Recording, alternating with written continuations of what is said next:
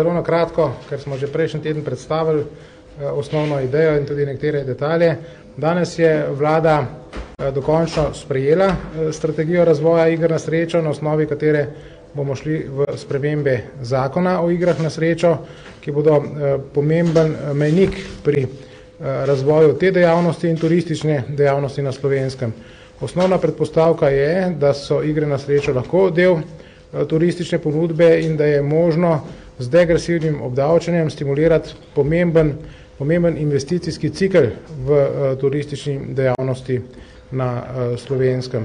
V tem kontekstu bomo oblikovali oziroma predpostavljamo, da lahko igre na srečo organiziramo v različnih ravneh, od mega zabaviščnega centra do različnih še 3 ravni kazinojev in na koncu do salonov.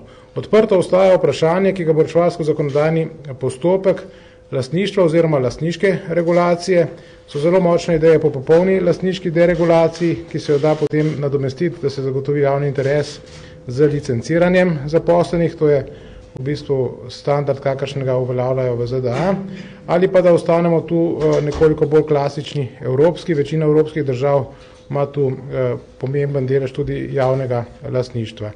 Pri klasičnih igrah na srečo, loterija, športna loterija, predpostavljamo, da bomo v novem zakonu terjali javno lastništvo, se pravi, da se bo privatni sektor tu iz lastništva v celoti umaknil.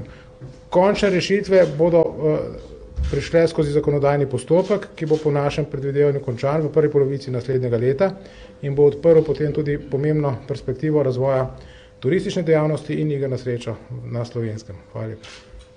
Dobro, še kakšno vprašanje, ja? Meni zanima predvsem tu z lastništvom, kako je zdaj razdeljeno pač. Ok, ta strategija nekako govori, da ne bi ti največje igralnice imeli edine potencial vlagati in razvijati neko obigralniško dejavnost, ne? Vendar največji hit pač nima sredstv, zdaj je nek načrt, dostopi nekdo drugi. Pač, trenutno je povsem liberaliziran najmanjši del saloni in pa največji del, to so mega zabaviščni centri. Tam se potem predpostavlja licenciranje. Obstaja ideja, da se dopusti tudi naravno rast salonov v kazinoje, grand kazinoje, zabavišne oziroma igralniško-zabavišne centre in potem megacentre. Če bi to sklenili in če bo parlament to odobril, tu se morajo interesi različnih pogledov med sabo vendarle v parlamentarnem postopku srečati. Tam je pravzaprav mesto, da se taki interesi srečajo in da se najde rešitev. Pri regulaciji lastništva se dostkrat omenja, da je v bistvu z tem neka skrita ideja privatizacije hita. Še komentar sam na to. Mislim, da ne. Mislim, da je osnovna ideja, kako naj bi nek uspešen manjši salon lahko prerasel najprej igralnico in potem naprej. To bi seveda verjetno možnost bila. Trenutno te možnosti v strategiji še ne dopuščamo, odpiramo pa možnost, da bomo strategijo popravili glede na parlamentarno razpravo. Mi smo sicer izvedli v koaliciji več posvetov, tudi zdaj, zadnji teden je bil na to temo, ampak pustimo kar normalno usklajevanje znotraj zakonodajnega postopka, ki bo to razčistil. Kaj slovenski narod hoče v tej zvezi, za to gre. Eno in drugo pa ima svojo logiko. Gregor, v redu, še kakšno vprašanje za ministra Krečeniča? Jaz, samo na hitro še, ja? Še pri tej strategiji se dostkrat govori v bistvu, da država bo šla, vsaj tako ena stran govori, uničiti v bistvu te salone, zasebnike, ko so leta vlagali, se jim je dajalo koncesije, jih spodbujali, da odpirajo, zdaj naenkrat se jih obravnava kar neke parazite in v bistvu, da bo država vse to uničila samo zato, da bi reševala hit. Še komentar na to.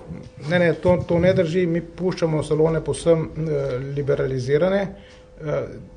Gremo jim celo nasproti s tem, da jim prav dosti konkurence v bližino ne nameravamo pripeljati, se pravi, tista predpostavka, ki je nekaj časa bila, da se ustvarja grozdenje, se pravi, da več salonov pritegne več klientele, se je izkazala, da ne drži, ekonometrične študije so jo sedaj uvrgle, tako da bomo mi pač salone dopuščali tam, kjer bodo lahko pa tudi preživeli.